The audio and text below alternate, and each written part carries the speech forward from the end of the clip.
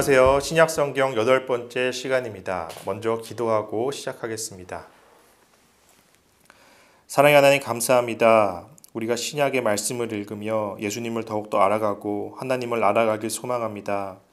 하나님, 우리가 말씀을 배우는 것에 그치지 않고 행하며 얻는 믿음은 죽은 것이라고 말씀하셨으니 이 말씀을 내 삶으로 살아보려고 실천하려고 노력하려는 우리의 믿음의 선한 싸움이 몸부림이 있을 수 있도록 인도하여 주옵소서. 그래서 그 말씀이 내 마음밭에 뿌려져서 30배, 60배, 100배의 열매를 맺는 귀한 경험을 하는 시간 되게 하여 주옵소서.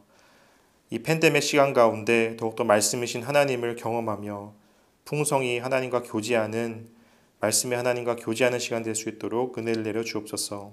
예수님의 이름으로 기도합니다. 아멘. 네, 오늘은 신약개관 마지막 시간입니다. 요한 1, 2, 3서와 유다서 그리고 요한계시록을 다루도록 하겠습니다. 네, 먼저 지난 시간에 배운 것을 복습하도록 하겠습니다. 우리가 지난 시간에 바울의 마지막 서신인 목회서신과 또 일반 서신을 배웠습니다. 바울은 자신이 죽기 전에 에베소 교회에서 목회하고 있던 디모데와 그레데 교회에서 목회하고 있던 디도에게 목회적 권면과 개인적인 감정이 담긴 서신서를 썼습니다. 그리고 히브리서와 야고보서와 베드로 전후서를 배웠습니다. 이 히브리서와 야고보서와 베드로 전후서의 배경은 당시에 로마 제국 치하에서 고난당하고 핍박당했던 크리스천들을 향해서 썼던 서신서라고 말씀드렸습니다. 그래서 너희가 고난을 당하지만 배교하지 말라. 반드시 행함이 있고 실천이 있는 믿음의 생활을 하라 라고 말씀드렸습니다. 네, 먼저 요한서신을 배우도록 하겠습니다. 요한 1, 2, 3서로 들어갑니다. 네, 저자는 사도 요한입니다. 이 사도 요한은 복음서에 보면, 요한복음에 보면 자신을 예수께서 사랑하시는 제자라고 칭하고 있습니다. 그만큼 사도 요한은 사랑이란 단어를 중요시 생각하고 예수님과의 사귐, 교제, 사랑을 중요시 생각합니다. 기록 연대는 AD 90에서 96년경이고 요한복음을 쓴 이후에 기록한 서신서입니다. 핵심어는 요한 1서의 핵심어는 교제, 사랑이고 요한 2서의 핵심어는 진리, 행함, 요한 3서의 핵심어는 기쁨이 되겠습니다. 그리고 또한 이 서신서의 내용에는 당시 영지주의자들의 잘못된 가르침을 경계하는, 이단을 경계하는 내용이 담겨 있습니다. 영지주의자들은 저희가 첫 시간에 배웠는데 뿌리는 플라톤의 이원론에서 출발합니다. 플라톤은 세상을 육과 영, 더럽고 악한 육, 선하고 영원한 영으로 구분해서 육은 더럽고 영은 선한 것이다, 존귀한 것이다 라고 생각해서 영만 강조했습니다. 그래서 예수님께서 육체로 오심을 부인한 자들이 바로 영지주의자들입니다. 요한일서 4장 2절과 3절 보면 이로써 너희가 하나님의 영을 알지니 곧 예수 그리스도께서 육체로 오신 것을 시인하는 영마다 하나님께 속한 것이요 예수를 시인하지 아니하는 영마다 하나님께 속한 것이 아니니 이것이 곧 적그리스도의 영이니라. 오리라 한 말을 너희가 들었거니와 지금 벌써 세상에 있느니라. 네, 예수님께서 육체로 오는 것을 시인하는 영마다 하나님께 속한 것이지만 예수를 육체로 오신 것을 시인하지 않는 것은 하나님께 속한 것이 아니다. 이것이 바로 이단이다. 적그리스도의 영이다. 라고 사도 요한은 경계하고 있습니다. 네, 요한 1서로 들어갑니다. 장별 내용은 이렇고요.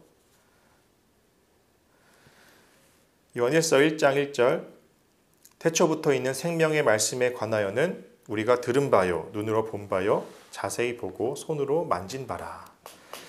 네, 어디서 본 말씀과 비슷하지 않습니까? 네, 요한복음 1장 1절에 태초에 말씀이 계시니라 라고 시작하죠. 비슷합니다.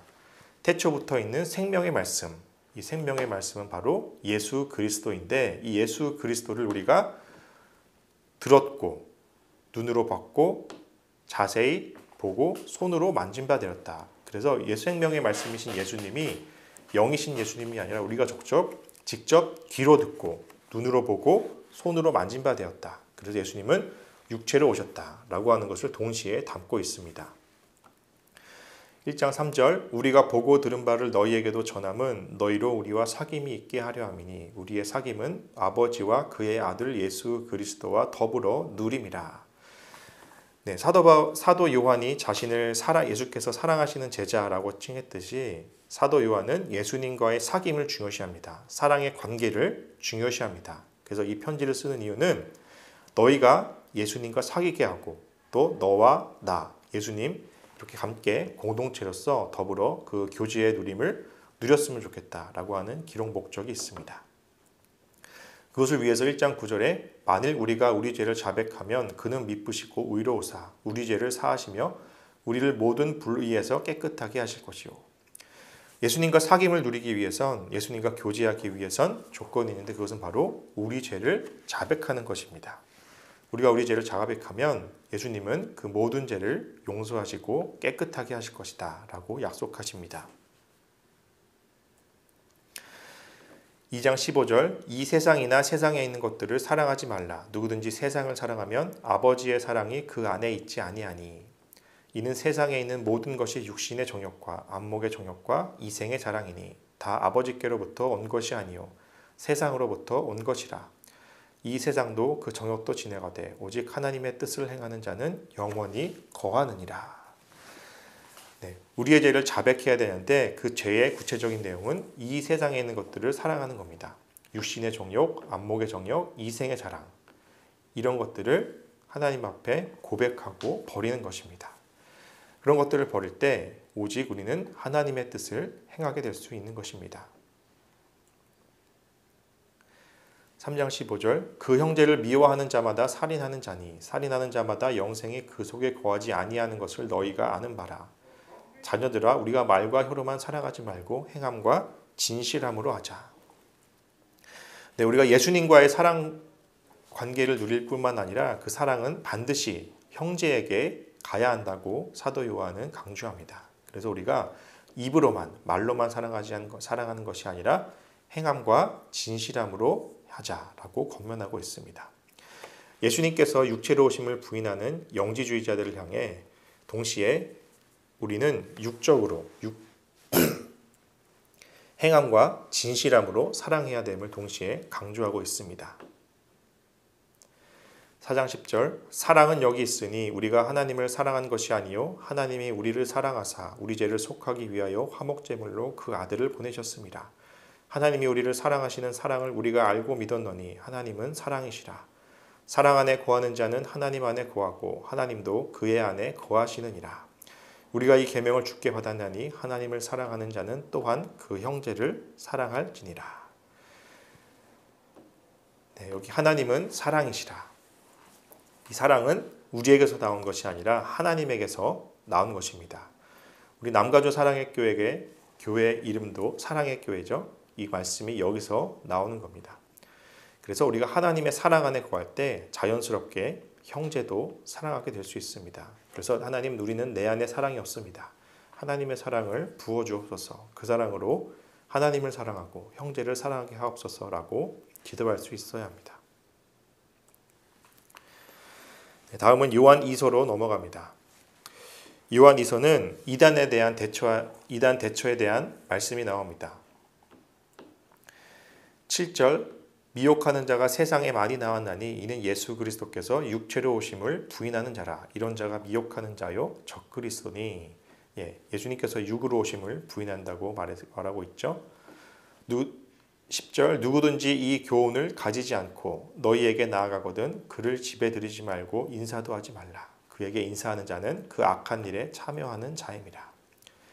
네, 지난 시간에 디도서에서 사도 바울이 말한 것 같이 이단을 한두 번 훈계한 후에 멀리하라고 했습니다. 그래서 우리가 이단을 만나면 그들과 친밀하게 교제할 것이 아니라 그를 집에 들이지도 말고 인사도 하지 말라. 그들과 함께 교제하고 내가 저 사람을 꼭 구원시키겠어, 회심시키겠어. 그렇게 하지 말라는 겁니다. 우리가 그들과 교제하다 보면 나도 모르게 빠져들어가게 됩니다. 그래서 우리는 오히려 그 이단에 빠진 자들을 기도해주고 한두 번 훈계한 후에 그래도 듣지 아니하면 그냥 멀리하고 기도만 할 수 있어야 합니다. 다음은 요한 3서 2장입니다.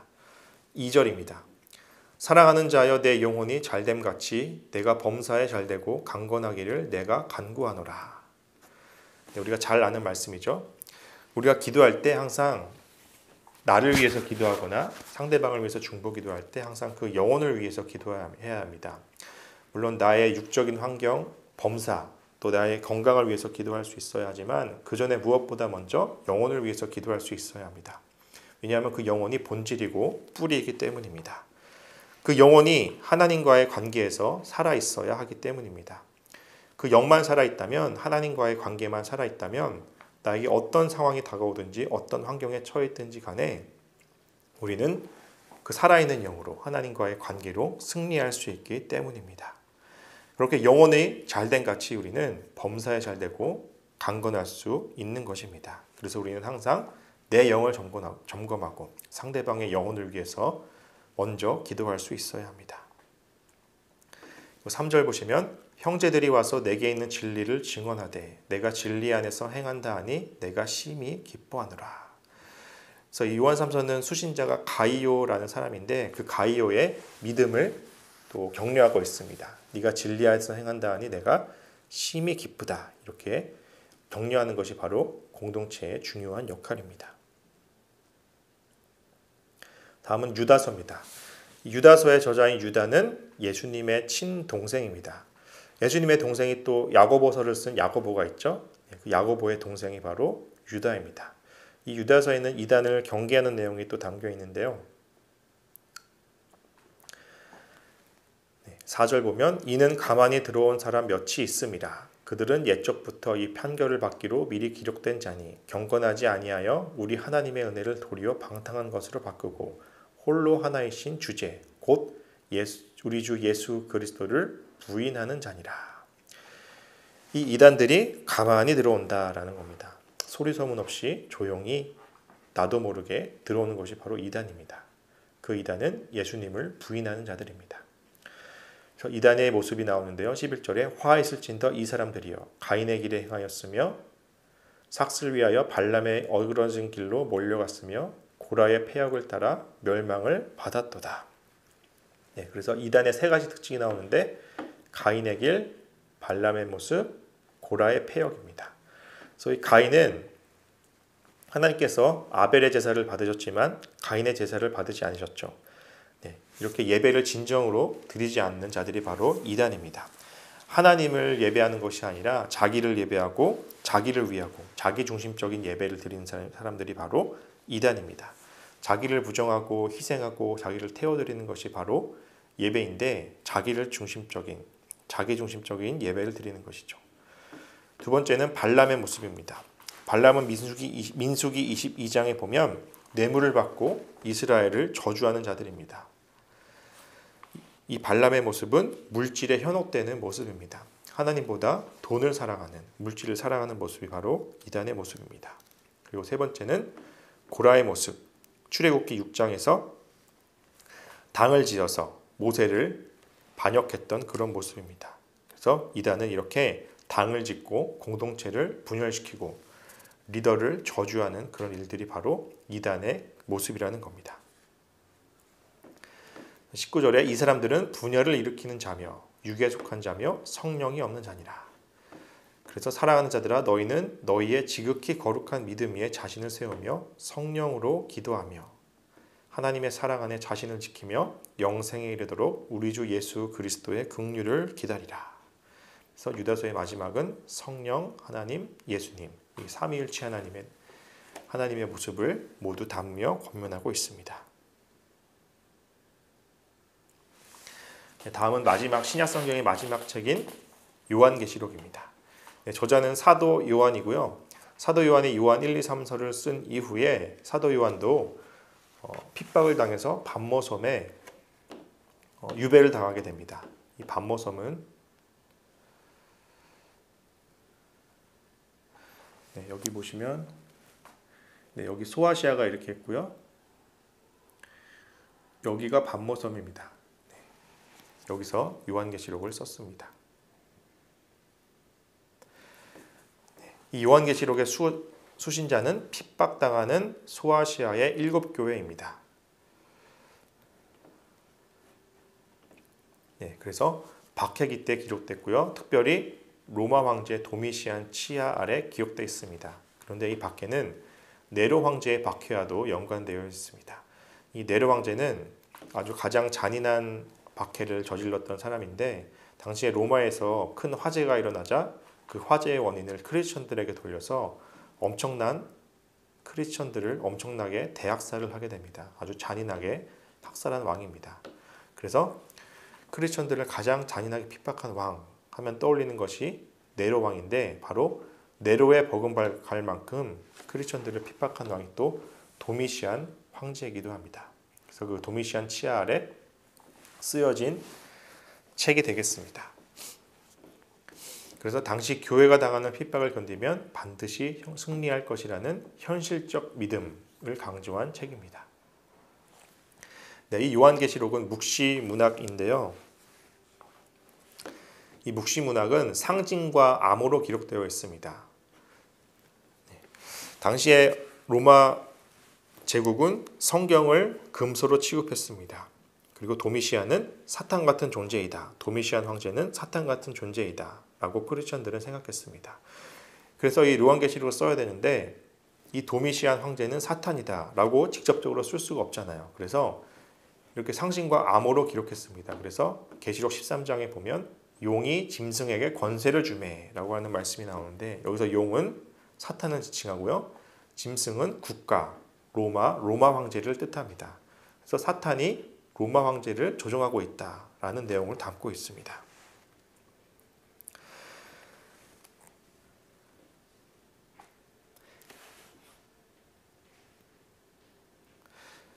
그래서 이 요한계시록을 읽을 때는 반드시 당시의 역사적 정황을 떠올리며 읽어야 하고 그 역사적 정황 안에서 지금 나에게는 어떤 의미인가, 지금 나에게 있는 핍박과 고난의 상황 가운데 나는 어떻게 이 말씀을 읽어야 하고 또 어떻게 그 말씀을 적용해야 할까라는 것을 생각하며 읽을 수 있어야 합니다. 요한계시록에는 중요한 두 숫자가 나오는데 666과 14만 4천입니다. 먼저 666을 보시면 18절에 요한복음 13장 18절에 지혜가 여기 있으니 총명한 자는 그 짐승의 수를 세어보라. 그것은 사람의 수니 그의 수는 666이니라. 그것이 짐승의 수라 그랬죠. 아까 그 짐승이 바로 로마 황제라 그랬습니다.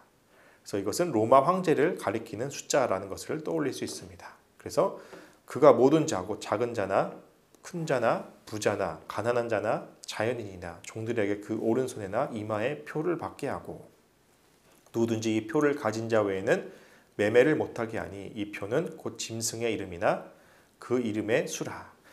그래서 666이라는 숫자의 표를 이마에 붙이겠습니다. 오른손이나 이마에 붙이겠습니다. 이것은 바로 내가 로마 황제를 숭배한다. 로마 황제를 경배한다 라는 표식입니다.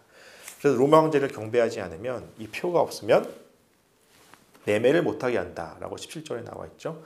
물건 거래를 하지도 못하고 식량을 살 수도 없고 사회생활을 할 수도 없고 학교를 보낼 수도 없는 그런 아주 고립된 생활을 하게 되는 것입니다.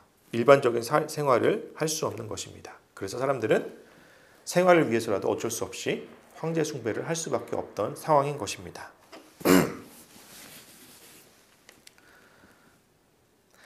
그래서 666이 어떻게 로마 황제를 뜻하냐면 네로 황제를 영어로 카이사 네로라고 말합니다. 그래서 이 카이사 네로를 히브리어로 번역하면 이 히브리어의 단어에는 그 단어마다 숫자가 넘버링이 되어 있습니다. 그래서 카이 100, 사 60, 알 200, 그리고 네 50, 알 200, ON 650 이렇게 해서 모두 더하면 666이다. 이렇게 암호로 표현했습니다.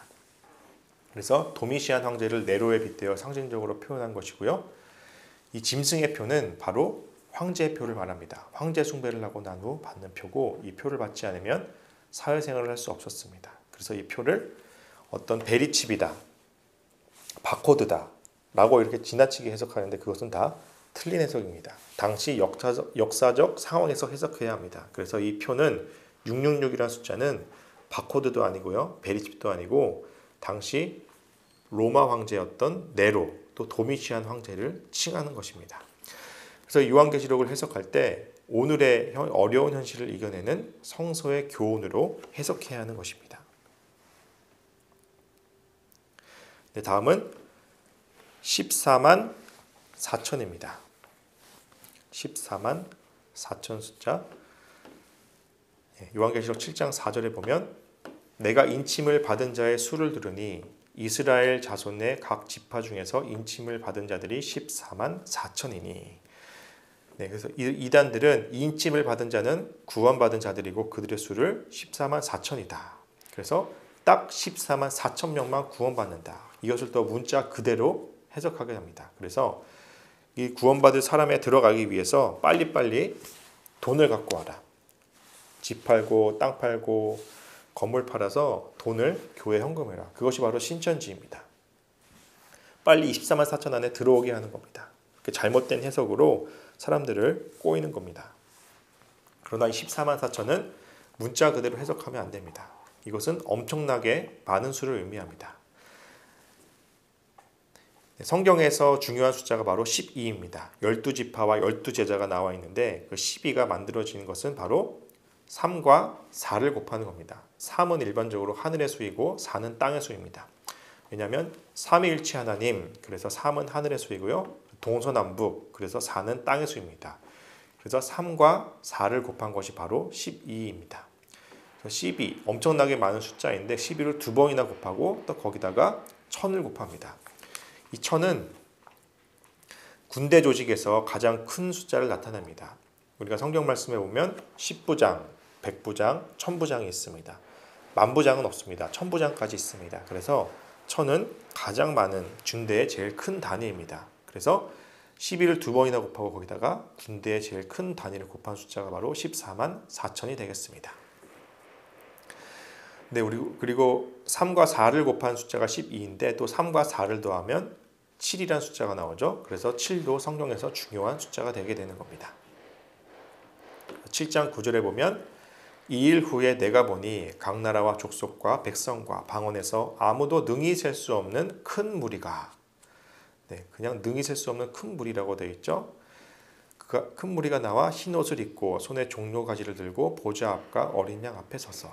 그래서 이 14만 4천은 그 수를 의미하는 것이 아니라 능히 셀 수 없는 엄청나게 많은 숫자이다 라고 해석해야 합니다. 네, 그래서 장별 내용으로 들어가겠습니다. 네, 장별 내용은 강의안을 프린트해서 옆에 두고 보시고요. 1장 3절 이 예언의 말씀을 읽는 자와 듣는 자와 그 가운데 기록한 것을 지키는 자는 복이 있나니 때가 가까움이라. 네, 이 말씀을 요한계시록을 읽는 자와 듣는 자와 또 지키는 자, 읽고 듣고 행해야 한다. 네, 우리가 지난 시간에 배웠던 히브리서, 야고보서, 베드로 전후서, 바로 이 고난의 핍박 가운데 믿음의 행함을 강조하고 있다고 했습니다. 동일하게 요한계시록도 말씀을 읽고 듣는 것에 지치지 않고 그 말씀을 지키라, 행해라, 배교하지 말라, 말씀을 끝까지 실천하라 라는 것을 강조하고 있습니다. 7절에 보면 이르되 내가 보는 것을 두루마리에 써서 에베소, 서머나, 버가모, 두아디라, 사데, 빌라델비아, 라오디게아 등 7교회에 보내라 하시기로. 수신 교회가 나와 있습니다. 여기가 반모섬이고요. 네, 여기에 잘 안 보이시는데 여기 빨간 표시로 되어 있는 것이 소아시아 7교회입니다. 요한이 이제 반모섬에서 소아시아 7교회에게 핍박당하는 지하교회 성도들에게 편지를 보내는 것이 바로 요한계시록입니다.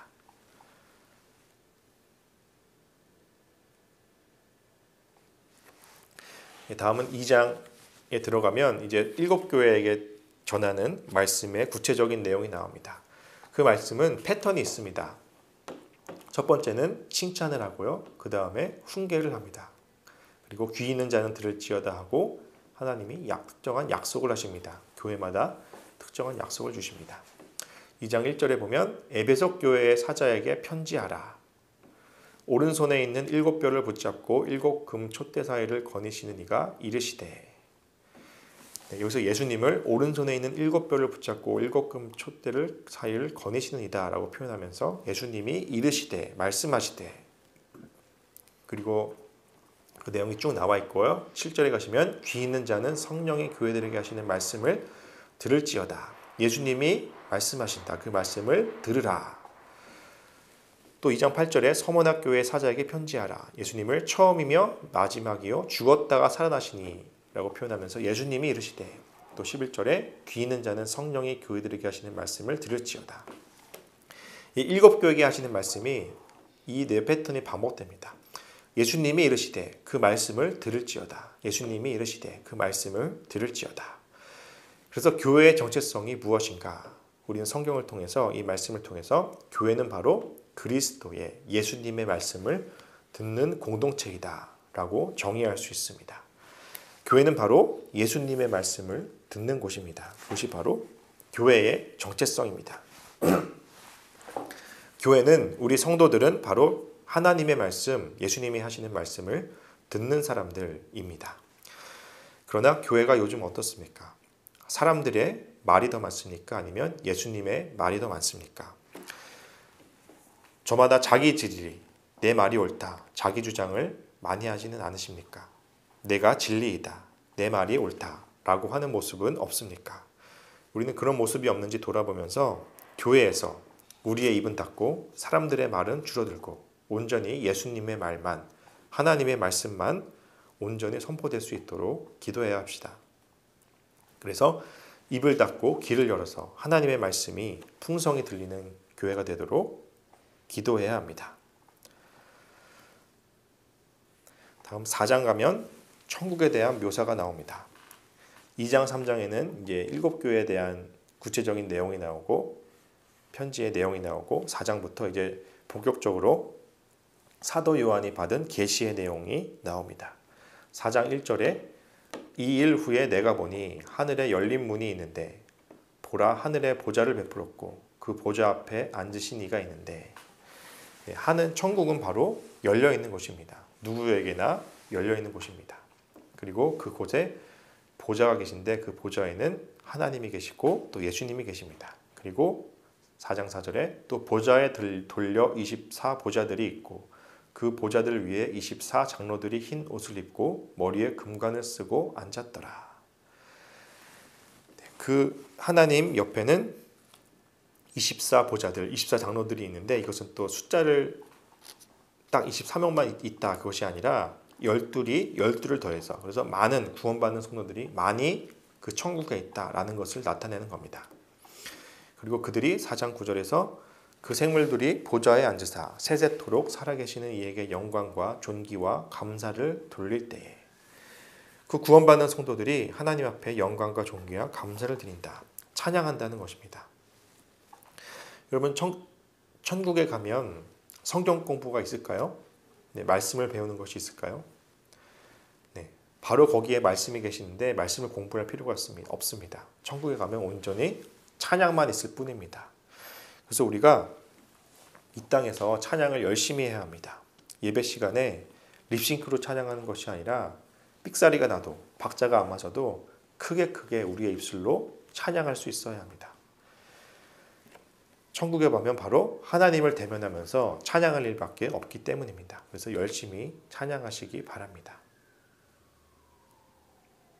그리고 5장에 가면 5장 1절에 내가 봄에 보좌에 앉으신 이의 오른손에 두루마리가 있으니 안팎으로 썼고 7인으로 봉하였더라. 네, 두루마리가 7인으로 봉해졌습니다. 이 두루마리는 하나님의 비밀이 담긴 책이라고 알려져 있는데, 그 두루마리를 펴거나 보거나 하기에 합당한 자가 보이지 아니하기로 내가 크게 울었더니 그 어린 양이 나와서 보좌에 앉으신 이의 오른손에서 두루마리를 취하시니라. 그 두루마리를 취하심에 네 생물과 24 장로들이 그 어린 양 앞에 엎드려 각각 검은 거와 향이 가득한 금대접을 가졌으니 이 향은 성도의 기도들이니라. 네, 그 인을 뗄 수 있는 분은 오직 어린 양 예수님이십니다. 그리고 천국에는 여기서 중요한 표현이 나오는데 향이 가득한 금대접을 가졌으니 이 향은 성도의 기도들이니라. 네, 우리의 기도가 금대접에 담겨서 하나님 앞에 상달됐다는 표현이 나옵니다. 네, 우리가 새벽에 하는 기도들, 골방에서, 집에서 시시때때로 하는 기도들, 출퇴근하면서 운전하면서 하는 기도들, 우리가 살아가면서 매일매일 조금씩 하는 모든 기도들이 하나님이 들으신다는 사실입니다. 여러분, 우리가 기도응답을 바라고 기도응답을 중요시 생각하지만 사실 우리의 모든 기도를 하나님이 들으신다는 것 자체가 기도응답입니다. 우리가 그 신뢰를 갖고 기도하는 것입니다. 그래서 모든 기도가 하나님 앞에 상달되었다라는 것을 믿음으로 갖고 기도할 수 있어야 합니다. 다음은 6장입니다. 6장 1절에 내가 보매 어린 양이 7인 중에 하나를 떼시는데, 네, 마지막 7인까지 예수님이 다 떼셨습니다. 그리고 8장 이렇게 7인을 떼면서 심판들이 나옵니다. 하나하나 인을 뗄 때마다 심판의 내용이 기록됩니다. 그래서 나중에는 7인이 나오고 요한계시록에 여기 이제 8장에 가면 7나팔이 나옵니다.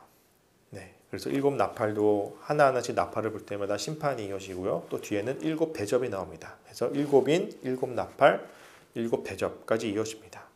그래서 하나하나 심판이 계속 점진적으로 커지는데요. 이것은 하나님이 계속해서 심판을 하시면서 사람들이 깨닫기를 원하시는 겁니다. 돌이키기를 원하시는 겁니다.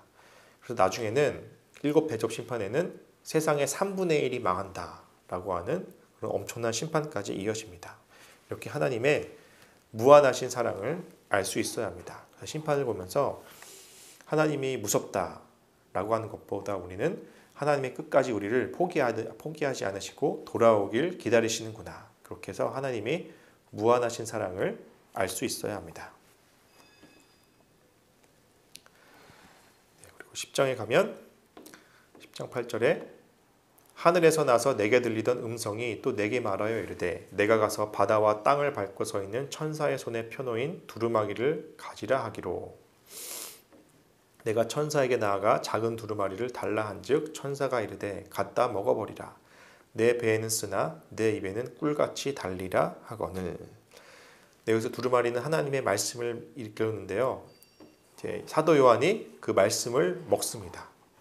근데 입에는 꿀같이 달지만 배에는 쓰다라고 표현하고 있습니다. 네, 우리가 하나님의 말씀을 읽습니다. 그래서 시편 103편에 119편 103절에 꿀송이보다 단 말씀이다 라고 기록되어 있듯이 우리가 하나님의 말씀을 읽으면 정말 맛있다. 하나님의 말씀이 꿀송이보다 달다 라고 하는 것을 경험합니다. 그러나 그 말씀이 내 뱃속으로 들어가면 소화시킬 때는 쓰다는 겁니다. 이 말은 그 말씀이 입에 들어갈 때는 너무 달지만 정말 그 말씀대로 살아보려고 하고 실천하려고 하고 내가 정말 몸부리치려는 그 모습에는 그 말씀이 내 배에서 속에서는 쓰게 된다라고 하는 표현입니다. 그래서 정말 우리가 지금 말씀의 홍수 가운데 살아갑니다. 인터넷에 들어가면 수많은 주옥 같은 설교들을 언제 어디서나 들을 수 있습니다. 그 말씀이 들을 때는 정말 은혜로운 말씀이고 잘 깨닫게 됩니다. 그러나 막상 그 말씀을 실천하려고 하면은 내 배에서는 쓰다라는 것을 느끼게 됩니다. 내 이웃을 사랑하라 라는 말씀을 적용하려고 하면 내가 죽어야 되고 포기해야 되고 희생해야 됩니다. 당시 또 이 크리스천들은 하나님의 말씀을 지킨다는 것이 목숨을 지키는 것 같은 그런 어려운 상황 가운데 고난의 상황 가운데 있었기 때문에 실천하는 것이 쉽지 않았을 겁니다. 그러나 우리는 그 말씀을 소화하고 실천할 수 있는 그런 행함까지 이어질 수 있어야 합니다. 10장 10절에 내가 천사의 손에서 작은 두루마리를 각다 먹어버리니 내 입에는 꿀같이 다나 먹은 후에는 내 배에서는 쓰게 되더라. 네, 그래서 7교회 성도들에게 이렇게 하나님의 말씀을 지키는 것이 힘들다라고 하는 것을 또 사도 요한이 기록하고 있습니다. 11장으로 가시면 또 내게 지팡이 같은 갈대를 주며 말하기를 이러게 나서 하나님의 성전과 제단에서 그 안에서 경배하는 자들을 측량하되 성전 바깥마당은 측량하지 말고 그냥 두라. 이것은 이방인에게 주었은즉 그들이 거룩한 성을 42달 동안 짓밟으리라. 성전이 있는데 성전에 바깥뜰이 있습니다. 성전 안에 성전 성소가 있고요. 그 바깥뜰이 있는데 하나님이 그 바깥뜰에 이방인이 밟도록 허락하셨다.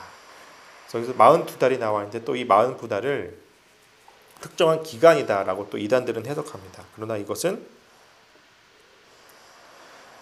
특정한 기간이 아니라 한시적인 기간이라고 우리가 이해하면 됩니다. 이방인들이 성전의 마당뜰을 밟게 한다.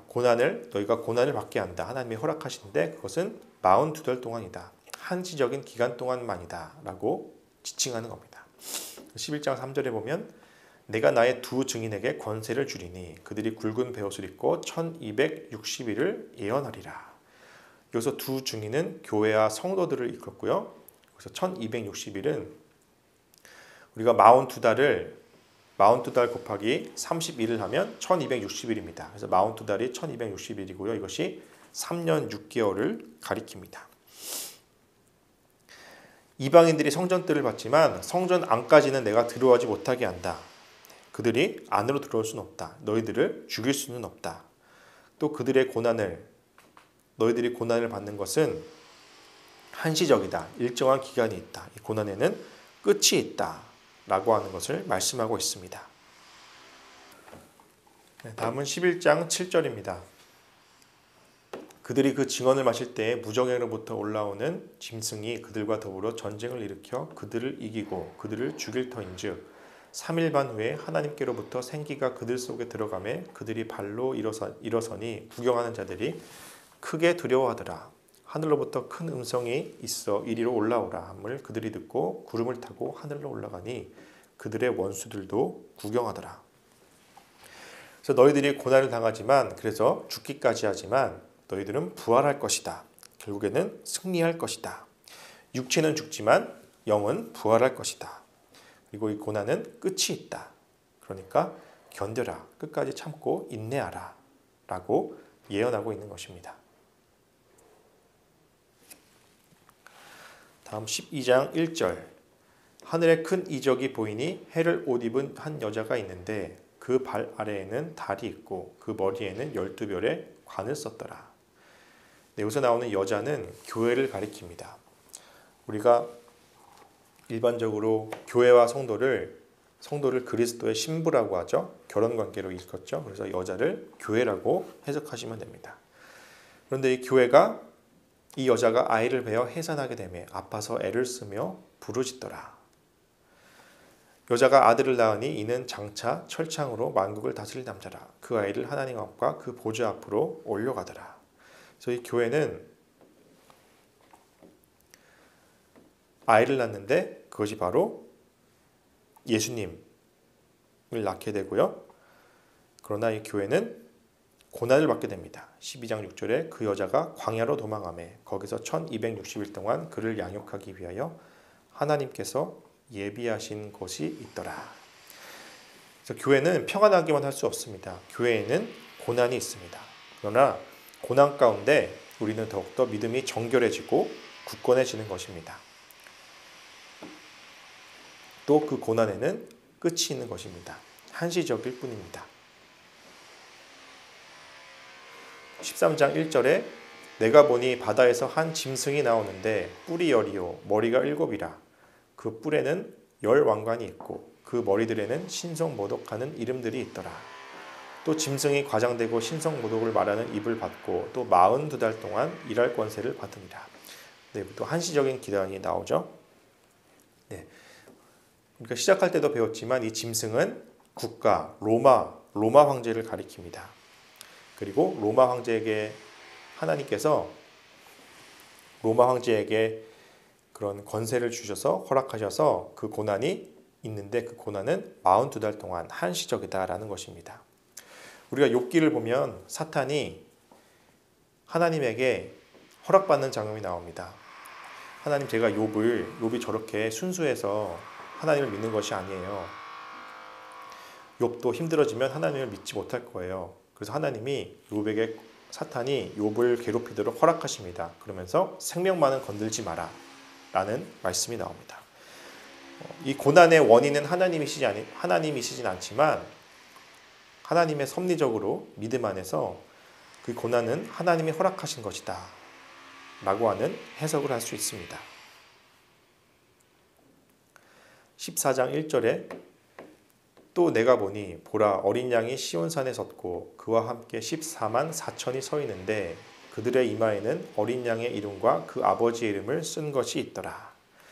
네, 여기에 이마에 어린 양의 이름이 있다 그랬죠. 네, 이것은 이마에 짐승의 표를 받지 않고 황제 숭배를 하지 않고 믿음을 지킨 자들을 나타내는 겁니다.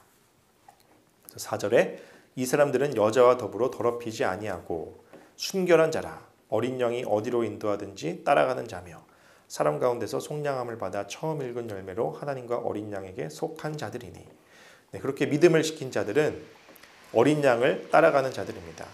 예수님이 고난 가운데 인도하든지 좁은 길로 인도하든지 어디로 가든지 예수님을 신뢰하며 따라가는 자들이 바로 믿음을 지킨 자들입니다.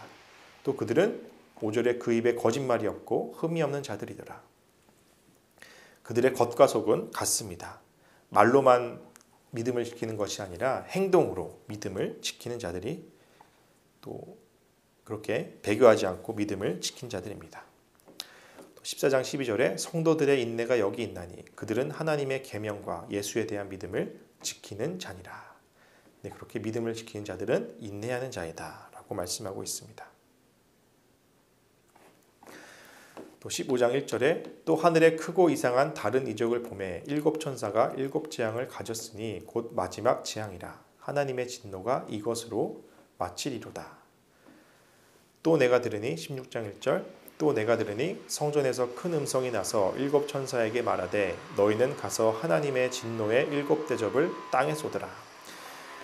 네, 그래서 마지막 대접 재앙인 심판인 7 대접까지 나오게 됩니다. 재앙이 점점 커지는 것을 볼 수 있죠. 그래서 16장 2절에 첫째 천사가 가서 그 대접을 땅에 쏟음에 짐승의 표를 받은 사람들과 그 우상에게 경배하는 자들에게 악하고 독한 종기가 나더라. 네, 여기서 짐승의 표를 받은 사람들, 배교하고 황제 숭배를 한 사람들에게 임할 심판의 모습이 나옵니다. 이렇게 재앙이 점진적으로 커지는 모습이 요한계시록에 있는데 우리가 출애굽기에서 하나님이 이집트에게 행한 10가지 재앙을 다 아시죠?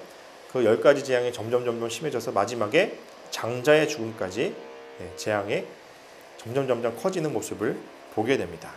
그렇게 하나님은 우리가 돌이킬 수 있도록 끝까지 이렇게 우리들에게 말씀하시고 권고하시는 분입니다.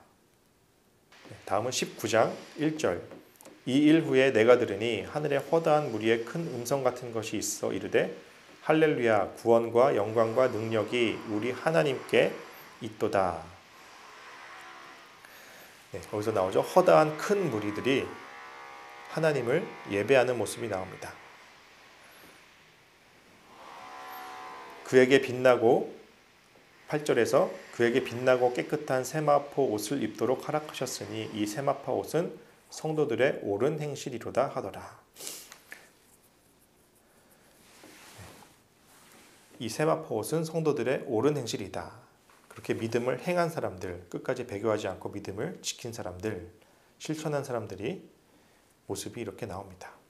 또 11절에 또 내가 하늘이 열린 것을 보니 백마와 그것을 탄 자가 있으니 그 이름은 충신과 진실이라. 또 그가 피 뿌린 옷을 입었는데 그 이름은 하나님의 말씀이라 칭하더라. 백마를 탄 자는 예수님을 가리키고요. 예수님을 충신과 진실이라고 또 일컫습니다. 그리고 그 예수님은 하나님의 말씀이다. 말씀이신 예수님을 가리키고 있습니다. 20장 1절 또 내가 보매 천사가 무저갱의 열쇠와 큰 쇠사슬을 그의 손에 가지고 하늘로부터 내려와서 용을 잡으니 곧 옛뱀이요 마귀요 사탄이라. 잡아서 1000년 동안 결박하여. 네, 아까 용을 사탄이라 그랬죠? 네, 이 사탄을 결박합니다. 1000년 동안 결박합니다. 또 이 1000년을 숫자적으로 1000년으로 해석하면 안 됩니다. 1000년은 문자 그대로 해석하는 것이 아니라 예수님이 하늘로 올라가시고 재림하시기 전 그 사이를 일컫습니다. 그리고 그 1000년이 참에 사탄이 그 옥에서 놓여. 그래서 예수님이 재림하기 직전에 이 사탄이 잠시 동안 놓입니다. 그러나 10절에 또 그들을 미혹하는 마귀가 불과 유황못에 던져지니 잠시 동안 놓이지만 결국에는 사탄은 죽게 되는 모습이 나옵니다. 그래서 21장에 새하늘과 새 땅의 모습이 나오는데요.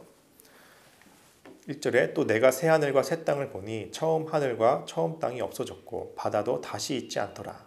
또 내가 보매 거룩한 성 예루살렘이 하나님께로부터 하늘에서 내려오니 그 준비한 것이 신부가 남편을 위하여 단장한 것 같더라.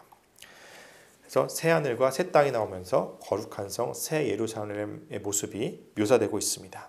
그래서 42달 동안의 한시적인 고난이 모두 끝나고 새하늘과 새 땅이 임하는 모습이, 그런 계시의 모습이 묘사되고 있습니다.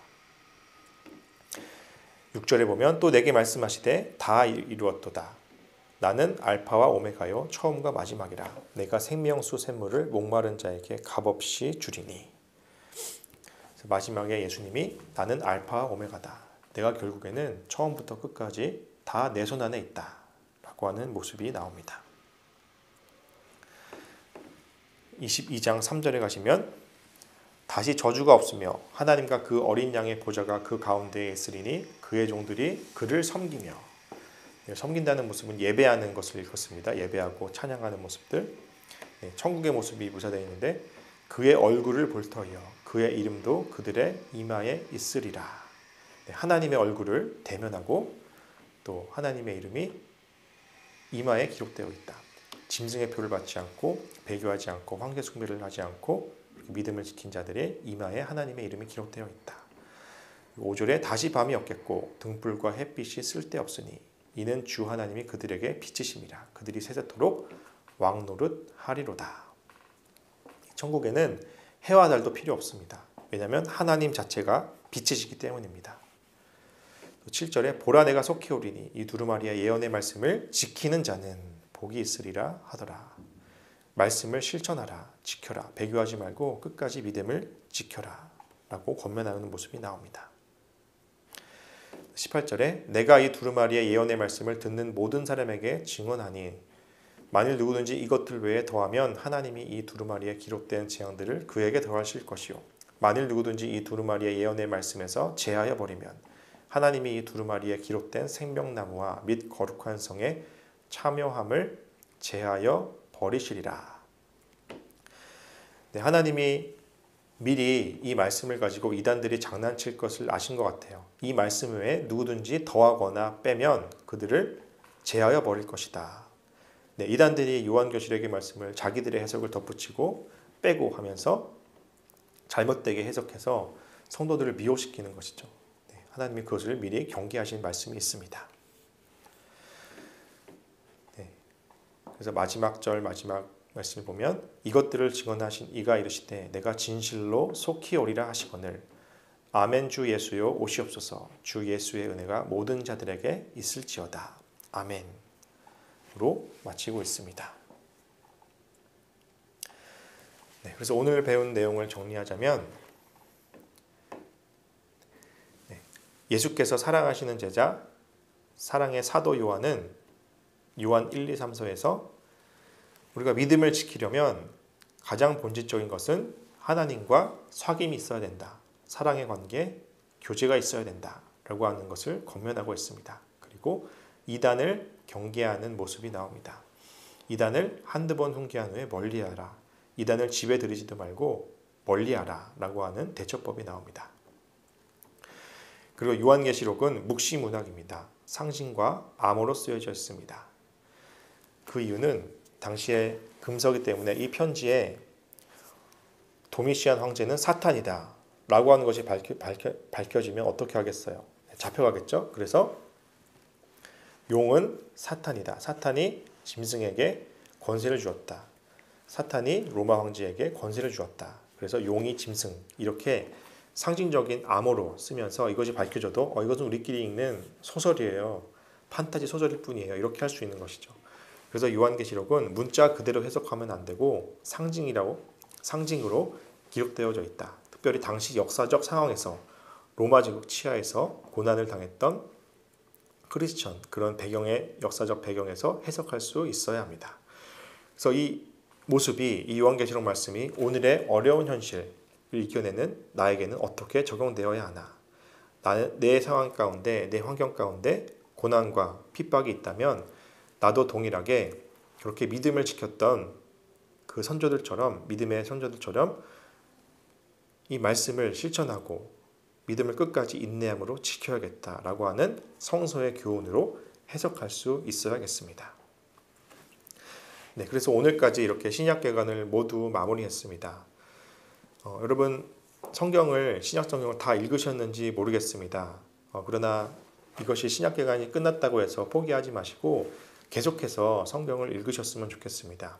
아직 끝내지 못하셨으면 신약 성경만큼은 꼭 끝날 수 있도록 끝까지 읽으시길 바라고, 또 중간중간 이 강의도 다시 들으시면서 여러분들이 신약 성경을 읽으시는데 도움이 되셨으면 좋겠습니다. 네, 그러면 오늘은 제가 기도하고 마치겠습니다.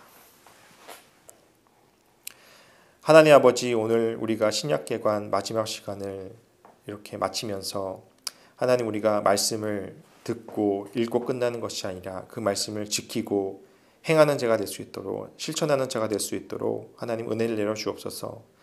하나님, 우리가 교회 안에서 예수님이 들으세요, 우리가 말하겠습니다, 우리의 말을 하는 것이 아니라 교회는 예수 그리스도의 말씀을 듣는 공동체라는 정체성을 깨닫고 늘 언제나 예수님의 음성에, 하나님의 말씀에 귀 기울여서 예수님의 말씀을 듣고 하나님 그 말씀이 나의 삶에서 온전히 실천될 수 있도록, 나의 삶에 열매 맺을 수 있도록 하나님 그렇게 말씀을 풍성히 경험하는 우리의 삶이 될 수 있도록 은혜를 드려 주옵소서.